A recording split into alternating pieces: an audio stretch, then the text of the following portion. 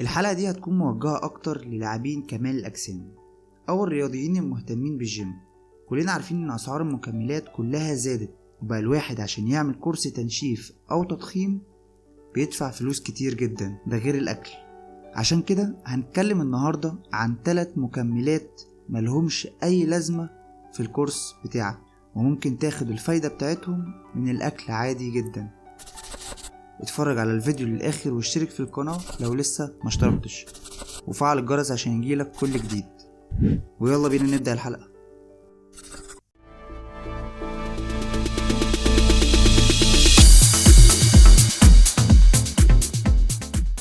في الأول كده قبل ما نبدأ الحلقة لازم تفكر قبل ما تاخد أي مكمل في العالم، سواء فيتامينات أو معادن أو أي حاجة، أنا محتاجه ليه؟ هل عشان واحد قال لي عليه وعمل معاه نتيجة فأنا هاخده وخلاص؟ ولا دكتور كاتبهولي؟ ولا عامل تحاليل وعارف أنا ناقصني إيه بالظبط فباخده؟ ولا داخل على بطولة لو أنا لاعب كمال أجسام؟ ولا إيه بالظبط؟ ونحط في دماغنا إن ممنوع للحوامل واللي بترضع والأطفال اللي أقل من 18 سنة واللي عندهم مشاكل في الكبد أو مشاكل في الكلى إن ياخدوا أي مكمل لو حتى فيتامينات غير لما يرجع للدكتور، لأن أي دواء أو مكمل أو فيتامينات بتتكسر في الكلى والكبد، ودول لو مش شغالين يبقى المكمل ملوش أي لازمة. ده كمان ممكن يسبب تسمم في الجسم. نبدأ بقى في حلقة النهاردة وأول مكمل معانا وهو الجولتامين. الجولتامين يعتبر واحد من الكونديشنال اسينشال امينو اسيدز. يعني ايه الكلام ده؟ يعني ده حمض اميني الجسم بيقدر يعمله طبيعي، بس الناس بتلجأ ان هي تاخده من مصادر خارجية، بالذات لاعبين الجيم. طب فوائده ايه؟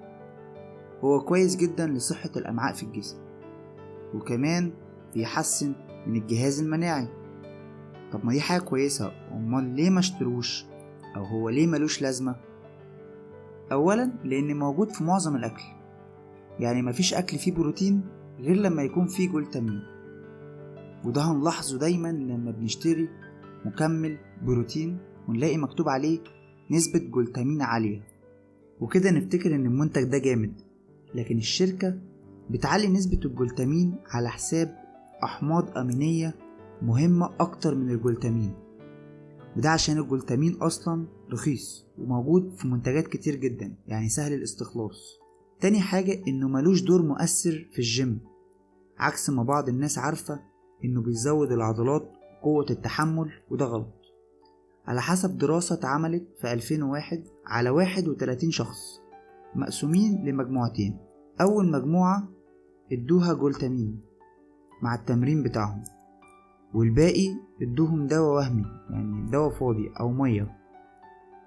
لو ان المجموعتين الكتلة العضلية بتاعتهم بتزيد بنفس النسبة بدون اي اختلاف، وده دليل ان الجولتامين ملوش اي تأثير على لاعبين كمال الاجسام او الناس المهتمة بالجيم.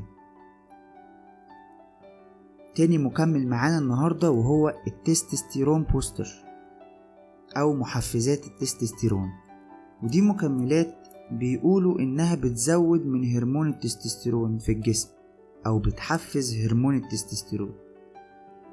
باختصار شديد المكمل ده مش هرمون تستوستيرون. في فرق من ان اديك مكمل يحفز الهرمون وان اديك هرمون تستوستيرون عن طريق حقنة او برشام او ايا كان، دي حاجة تانية، هرمونات ملهاش علاقة خالص بمكمل التستوستيرون بوستر او محفز التستوستيرون.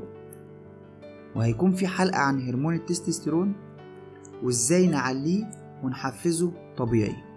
طب ليه مكمل تستوستيرون بوستر مش مفيد؟ هما بيستخدموا اسم الهرمون كدعاية اكتر منها كنتيجة طبية، وغالبا بيكون فيها ضحك على الجمهور، لان هما عارفين ان الناس عارفة اضرار المنشطات او اضرار حقن التستوستيرون، ويقولك انا هعمل لك مكمل يحفز التست في الجسم طبيعي، لكن مش هديك هرمون تستوستيرون، لا انا هعمل لك مكمل يحفز لك الهرمون اللي عندك طبيعي. وهو بيكون حاطط اي مادة طبيعية مثلا زي الاعشاب او النباتات وبيخلطها مع المكمل بتاعه، وكده يبقى هو عمل لك مكمل غذائي وانت تروح تشتريه عشان بس اسمه محفز تستوستيرون. لكن ده كلام مش حقيقي، وإن المكمل ده مش بيقرب ناحية هرمون التستوستيرون الحقيقي نهائي، وده معناه إن ملوش أي لازمة.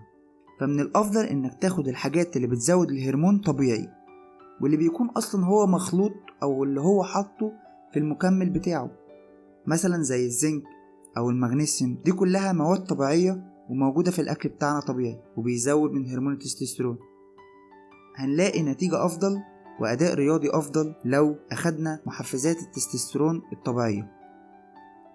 عندنا زي أوراق الخضرة الطبيعية اللي هي الخضرة الخضراء الغامقة، دي كلها موجود فيها زنك ومغنيسيوم، وكلها بتحفز هرمون التستوستيرون.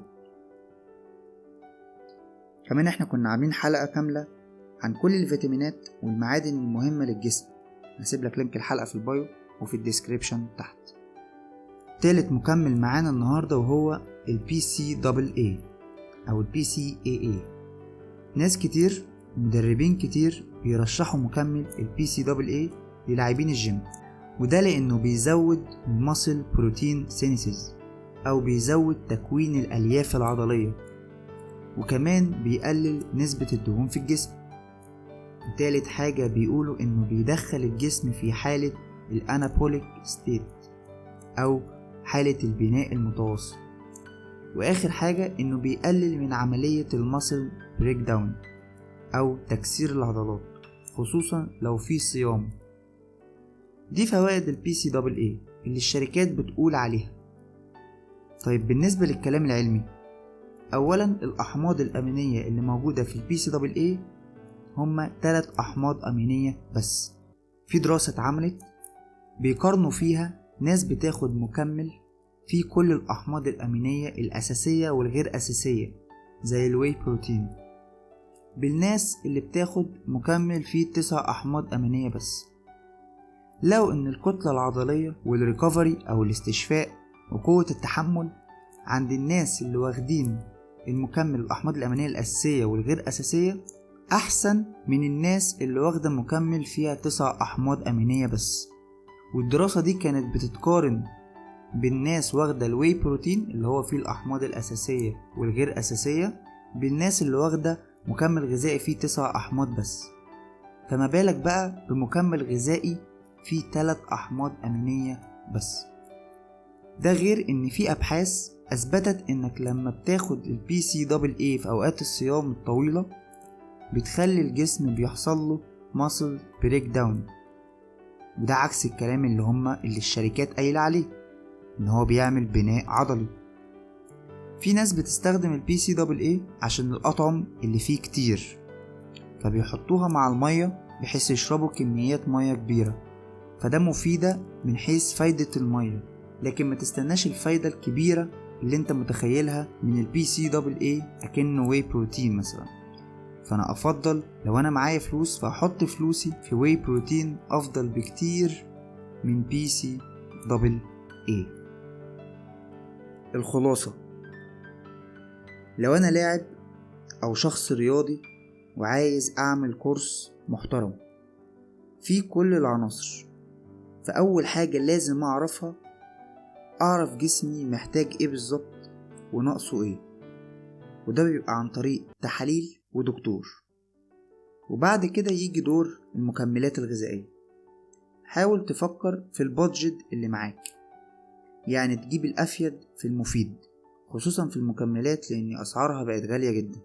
وبخصوص المكملات اللي اتكلمنا عليها النهاردة فمفيش ولا مكمل فيهم ليه فايدة حقيقية، فاوعى تحطهم في الكورس بتاعك لأن في أفيد منهم بكتير جدا، وهنتكلم عنها في حلقات جاية. بس كده، لو عجبك الفيديو دوس لايك واشترك في القناة لو لسه مشتركتش وفعل الجرس عشان يجيلك كل جديد. ودمتم في رعاية الله.